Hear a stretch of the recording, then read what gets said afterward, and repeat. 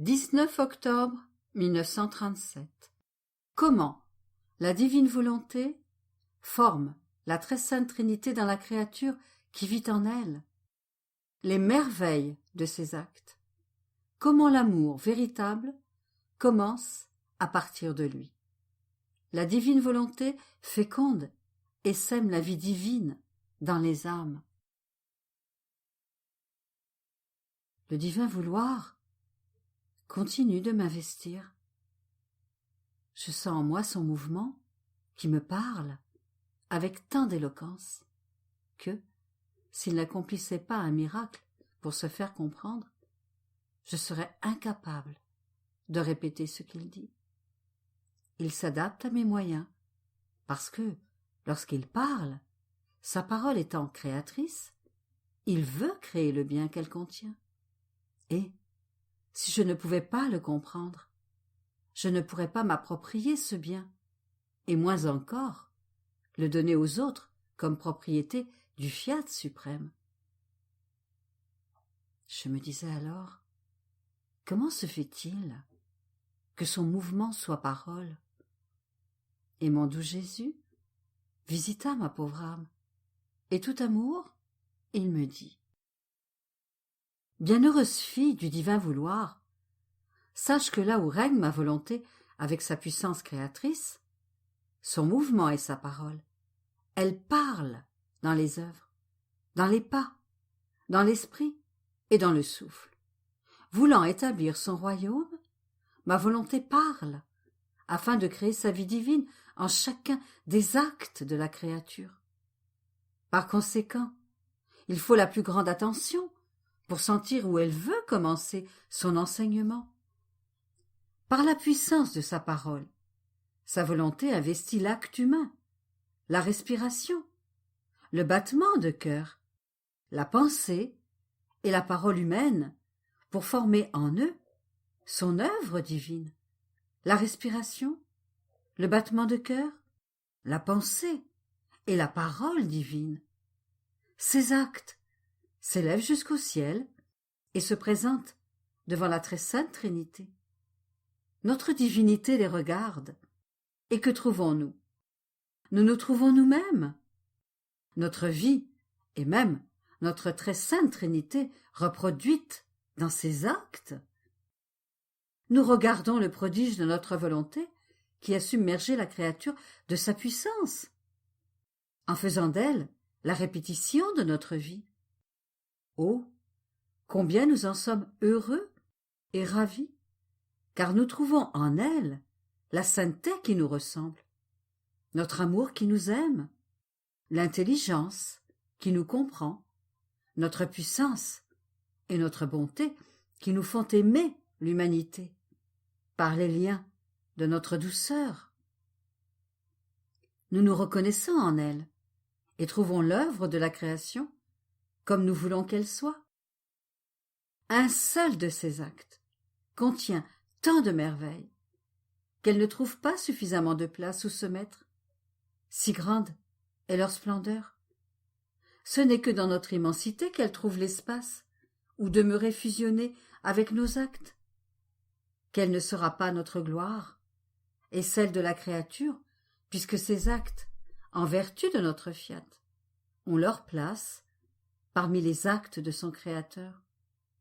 Oh, si toutes savaient ce que signifie vivre dans notre divine volonté, la laisser régner, elles rivaliseraient entre elles pour en être investies et devenir les répétitrices de la vie divine. Mon bien-aimé Jésus a gardé le silence.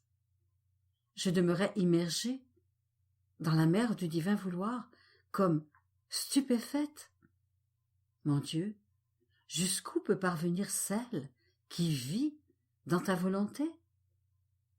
Et une foule de pensées, comme autant de voix, me parlaient pour me dire « Mais je suis incapable de le répéter. Je le serai peut-être lorsque je serai dans la patrie céleste et que j'en posséderai le langage. Et mon très grand bien, Jésus, continua. Ma fille, ne sois pas surprise. Tout est possible dans ma volonté. L'amour véritable, lorsqu'il est parfait, commence par lui-même. Le vrai modèle est la très sainte Trinité. Mon Père céleste s'aimait lui-même, et dans son amour, il généra son Fils. Il s'aimait lui-même dans son Fils. Moi, son Fils, je m'aimais moi-même dans le Père, et de cet amour procéda le Saint-Esprit. Par cet amour de lui-même, le Père céleste généra un seul amour, une seule puissance, une seule sainteté, etc. Il noua l'inséparable union des trois personnes divines. Lorsque nous avons créé la création, nous nous sommes aimés nous-mêmes, nous nous aimions nous-mêmes, en étendant le ciel et en créant le soleil. C'est l'amour que nous avions pour nous-mêmes, qui nous poussa à créer tant de choses merveilleuses, dignes de nous et inséparables de nous. Lorsque nous avons créé l'homme, l'amour de nous-mêmes est devenu plus intense, et comme nous nous aimions en lui, notre amour reproduisait notre vie et notre image dans les profondeurs de son âme.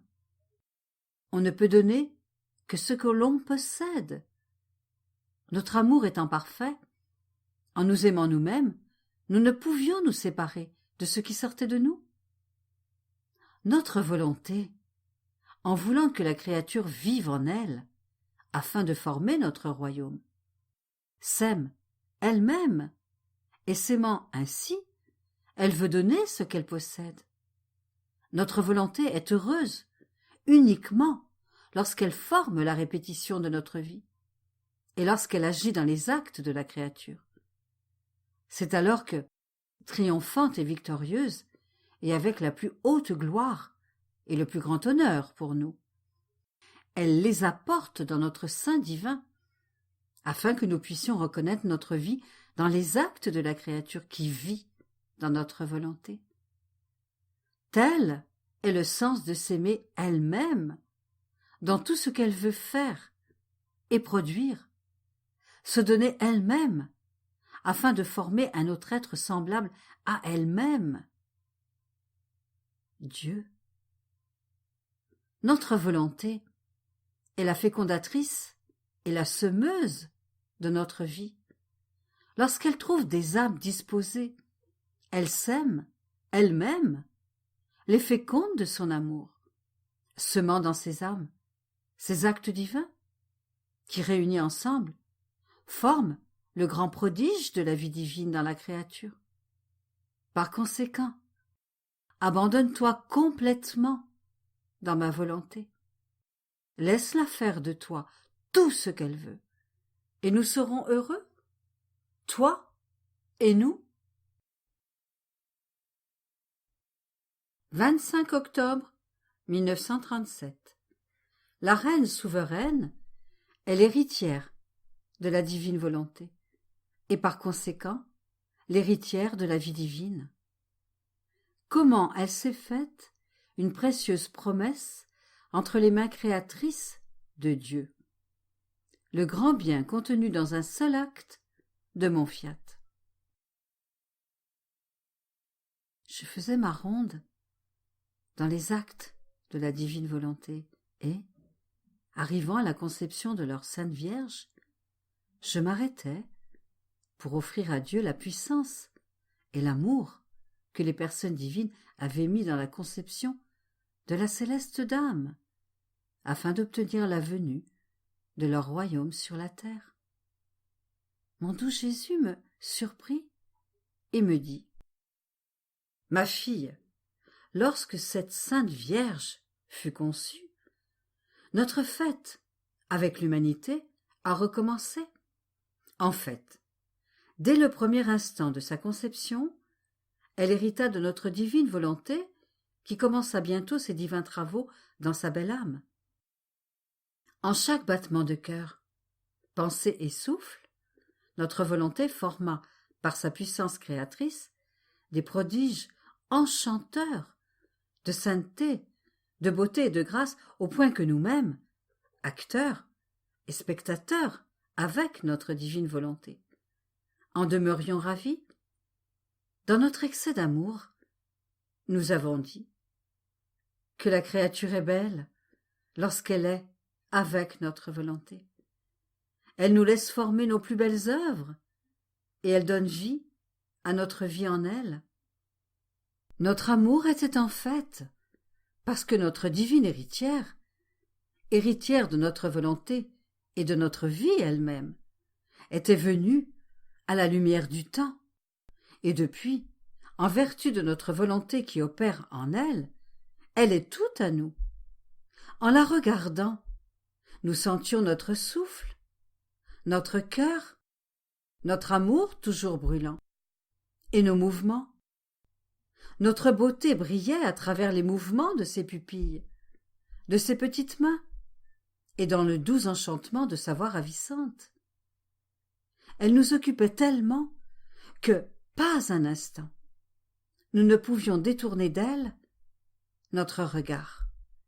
Elle nous appartenait, elle était totalement nôtre, et notre volonté était déjà la sienne, de droit. Nous reconnaissions en cette sainte créature notre divine héritière, et en possédant notre volonté, elle possédait déjà toutes choses. La Sainte Vierge avait sa propre humanité, en qui elle réunissait la famille humaine tout entière, comme des membres reliés au corps. En voyant en elle l'humanité tout entière, à sa conception, par amour pour elle, nous avons donné le premier baiser de paix à toute l'humanité, pour en faire l'héritière de notre divine héritière, à l'exception de quelques créatures ingrates qui ne voudraient pas la recevoir. Tu vois à quel point il est certain que le royaume de notre volonté doit venir sur la terre. Il y a déjà une créature qui en a hérité, et comme cette créature appartient à la race humaine, toutes les créatures ont acquis le droit de pouvoir le posséder.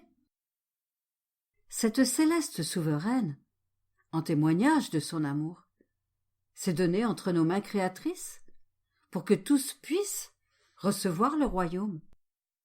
Ce témoignage, possédant la vie de notre volonté, avait une valeur infinie, et elle pouvait par conséquent s'engager elle-même pour tous. Quel doux et cher témoignage que cette sainte créature entre nos mains. En faisant couler sa vie et ses actes dans notre divin vouloir, elle forma une divine monnaie, capable de nous payer pour ceux qui devaient hériter de notre divin fiat.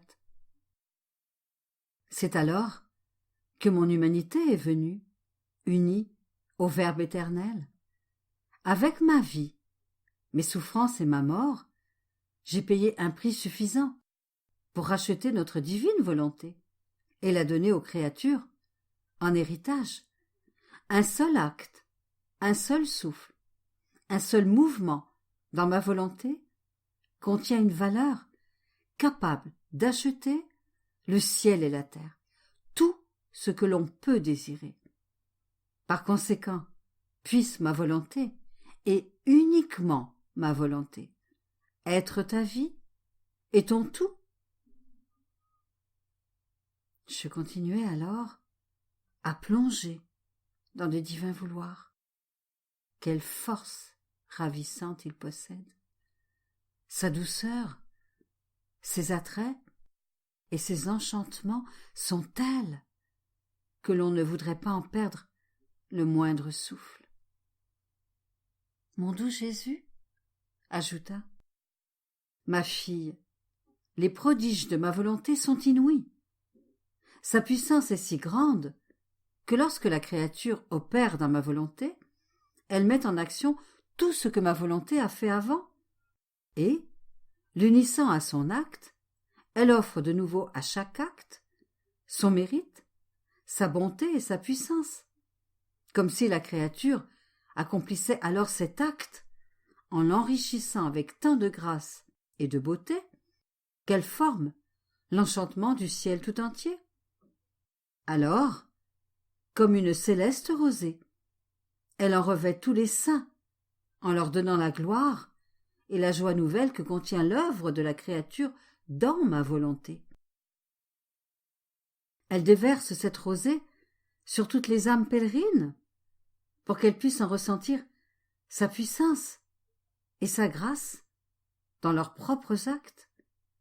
Combien d'âmes, brûlées par les passions, le péché et les plaisirs brutaux, ressentent la fraîcheur de cette rosée divine et restent transformées dans le bien. Un seul acte dans ma volonté envahit le ciel et la terre. Et si ma volonté ne peut pas trouver des âmes disposées à recevoir un tel bien, elle se met à chercher et guette les circonstances, les occasions et les désillusions de la vie, prête à les investir, les parfumer et leur donner le bien qu'elle possède. Les actes dans ma volonté ne sont jamais paresseux. Ils sont remplis de lumière, d'amour, de sainteté et de douceur divine.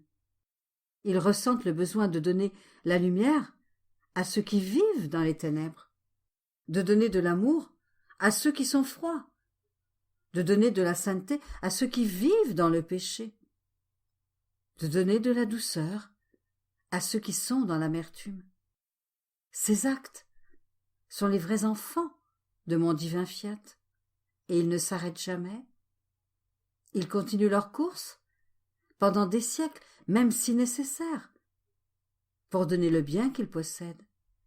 Et comme ils sont animés par la puissance de mon fiat, ils peuvent dire « Nous pouvons tout faire, parce qu'une volonté divine nous a donné la vie. »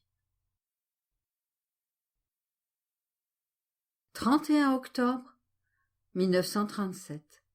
Comment un acte de divine volonté contient tant de puissance et d'amour que si Dieu ne faisait pas un miracle, la créature ne serait pas capable de contenir cet acte infini. Le passeport. Mon pauvre esprit continue à traverser la mer du divin vouloir. Il me semble qu'il veut toujours me dire des choses nouvelles sur ce qu'il est capable de faire et de vouloir faire dans les créatures dans lesquelles il règne. Et comme mon doux Jésus est très heureux de parler de sa volonté, dès qu'il voit une créature disposée à écouter son histoire, il s'en fait lui-même le narrateur pour la faire connaître et aimer. Par conséquent, en me refaisant sa petite visite, il me dit « Ma fille, si je voulais te parler toujours de mon fiat, j'aurais toujours des choses nouvelles à te dire, parce que son histoire est éternelle, elle ne finit jamais, soit sur ce qu'il est lui-même, ou ce qu'il peut faire dans la créature.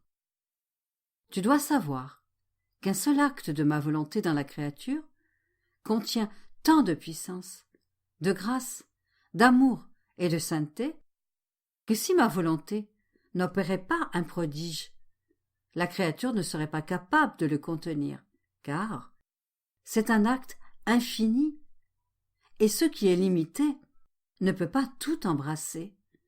Écoute jusqu'où va mon amour. Lorsque la créature se dispose et appelle ma volonté dans son acte, ma divine volonté opère. En opérant, elle appelle son infinitude, sa vie éternelle et sa puissance qui s'impose par-dessus tout, son immensité qui appelle et embrasse tous et toutes choses. Personne ne peut être mis de côté dans son opération. Puis, lorsqu'elle a tout enfermé en elle-même, ma volonté forme son œuvre. Tu vois ainsi ce qu'est un acte dans ma volonté, un acte infini, éternel, armé d'une puissance divine, immense, si bien que personne ne peut dire « je n'étais pas là dans cet acte ». Ces actes ne peuvent pas être sans produire une grande gloire divine pour notre suprême majesté, ainsi qu'un bien immense pour les créatures. Ces actes, accomplis avec la créature, opèrent comme Dieu opère, unissant Dieu et la créature. Dieu qui donne, la créature qui reçoit. Ces actes sont comme des prétextes pour notre amour et qui nous disent « La créature nous a donné une place dans son acte. Elle nous a laissé la liberté de faire ce que nous voulons. » Ainsi, notre amour s'impose sur nous pour nous faire donner ce que nous sommes et nous honorer nous-mêmes, ainsi que notre propre volonté opérante. Notre amour atteint de tels prétextes et impatience d'amour qu'il voudrait que nous n'arrêtions jamais de donner, plaçant devant nous notre immensité infinie, notre pouvoir omnipotent, notre sagesse qui dispose toutes choses. Ces actes sont divins. Ils sont capables de former le passeport pour d'autres créatures et de les laisser entrer dans le royaume de notre volonté. Ils donneront un enfant à notre royaume, de sorte que plus il y a d'actes accomplis dans notre vouloir, plus notre royaume sera peuplé, et tout le bien débordera sur ceux qui ont été les premiers à donner vie à ma volonté dans leurs actes. Tu dois savoir que les premiers passeports ont été formés par moi et par ma céleste mère pour les premiers enfants de ma volonté. Ces passeports portent ma signature, écrite avec mon sang et avec les souffrances de la très sainte Vierge. Tous les autres passeports ont encore besoin de ma signature. Sinon, ils ne seraient pas reconnus. Par conséquent, la créature qui vit dans ma volonté possède ma vie comme principe, mon amour comme battement de cœur, mes œuvres et mes pas comme dotation, et ma volonté elle-même comme parole. Je me sens moi-même dans cette créature, et, ô combien je l'aime, et je me sens aimé par ce même amour. Et l'âme ressent une joie et une satisfaction si grande qu'elle ne m'aime plus avec son petit amour, mais avec mon amour éternel. Elle m'étreint avec mes œuvres. Elle me poursuit avec mes pas. Elle sent que je suis sa vie. Elle trouve tout en moi, et moi en elle. Par conséquent, sois attentive, ma fille, si tu veux être heureuse et me rendre heureux également. Après quoi, je me sentais un peu souffrante et je toussais bruyamment. Je demandais à chacune de tout que la divine volonté vienne régner sur la terre. Et mon doux Jésus, toute tendresse, me serra bien fort dans ses bras et me dit « Ma fille, je savais que tu demanderais ma volonté à chacun de tout. » Et mon cœur en était touché, débordant d'amour. Il me semblait recevoir, dans ta toux, mon immensité qui m'enveloppait et demandait ma volonté, ma puissance et mon infinitude, qui faisait demander par tous le règne de ma volonté, au point que j'étais moi-même obligée de dire « Ma volonté, viens régner, ne tarde pas plus longtemps. » Je ressens une telle violence que je fais et dis simplement ce que la créature fait et dit. Je veux que tu demandes ma volonté dans tes souffrances, dans la nourriture que tu prends, dans l'eau que tu bois, dans le travail que tu fais, dans ton sommeil. Je veux que tu engages ta respiration et tes battements de cœur à demander que ma volonté vienne et règne. De cette façon, tout sera une occasion de demander ma volonté.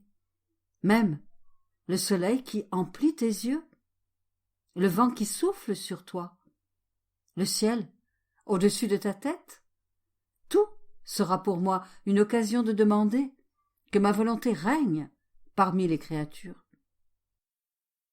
En faisant cela, tu placeras entre mes mains de nombreux gages, dont le premier sera ton être tout entier, si bien que tu ne feras pas même un mouvement sans demander que ma volonté soit connue et désirée par tous.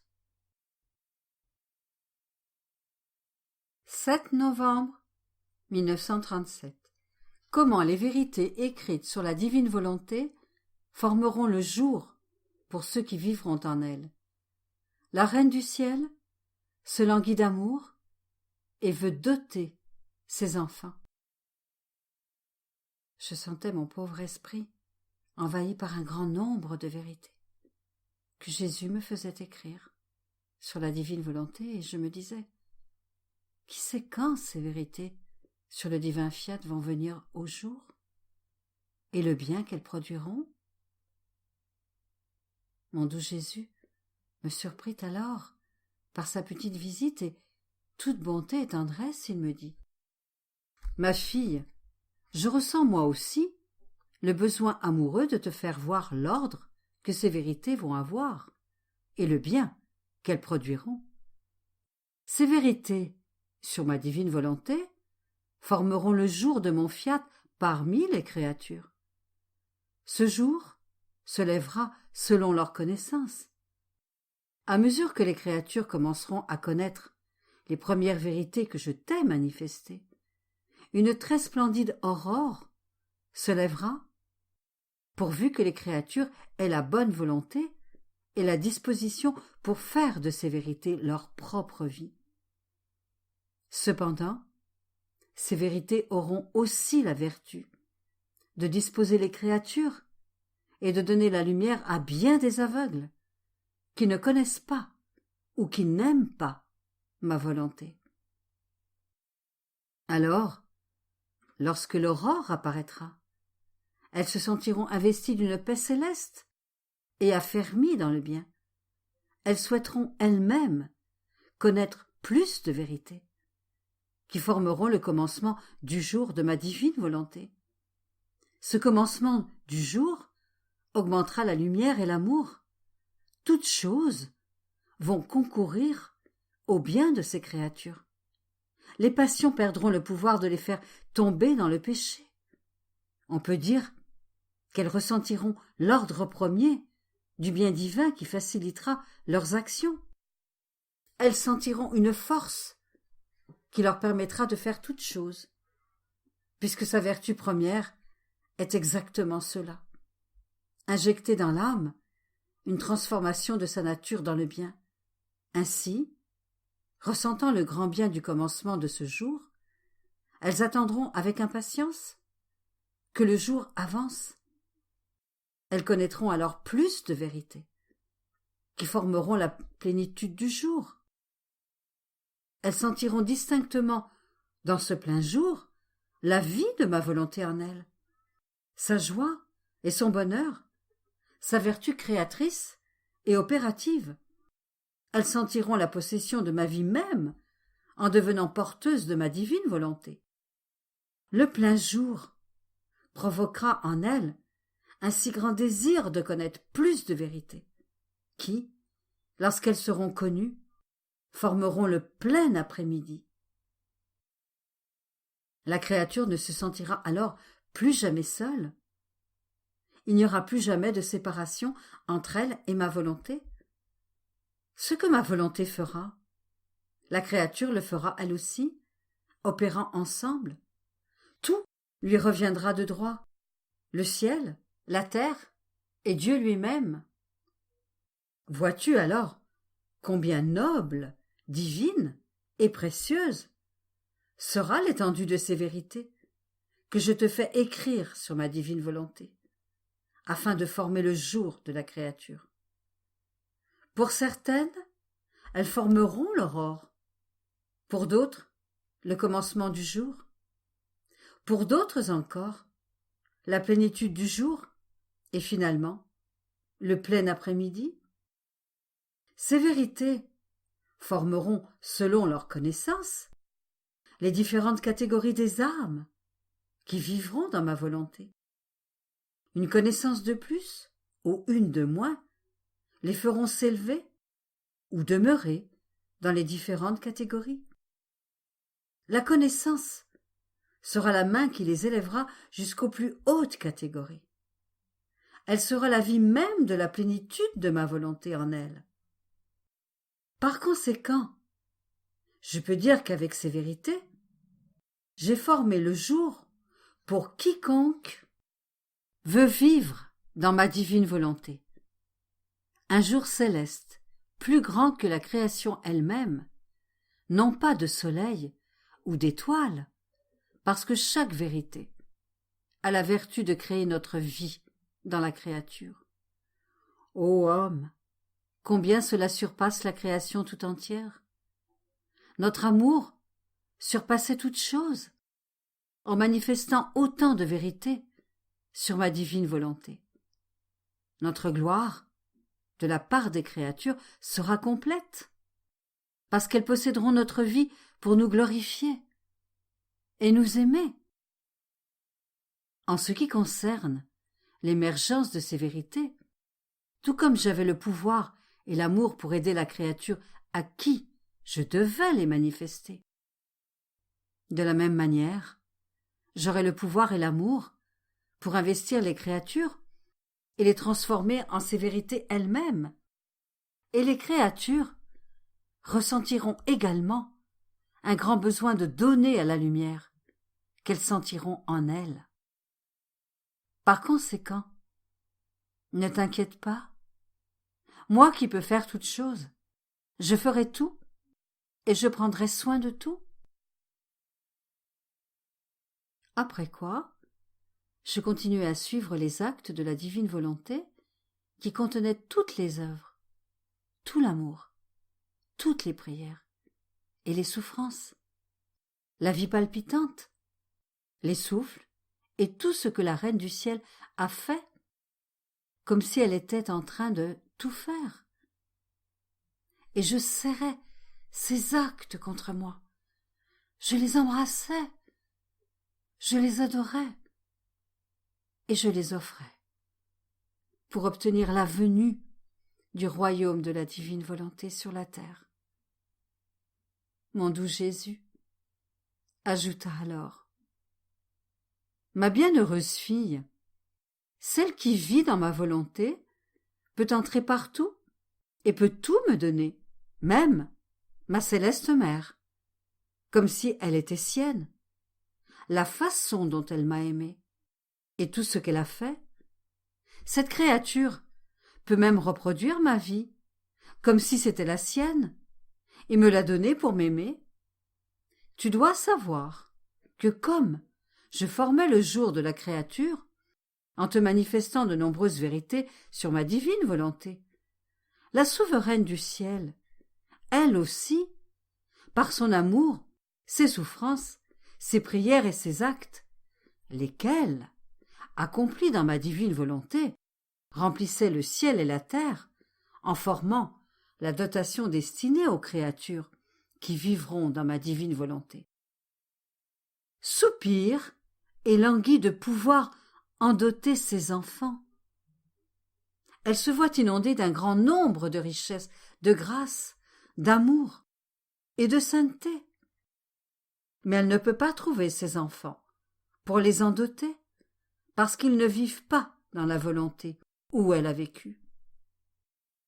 Regarde ma fille, comme il est écrit en tout ce qu'elle a fait et souffert pour mes enfants. Par conséquent, si elle aime, elle appelle ses enfants pour recevoir la dotation de son amour, afin de nous les faire reconnaître comme ses enfants et nos enfants également, pour que nous les aimions comme nous l'aimons.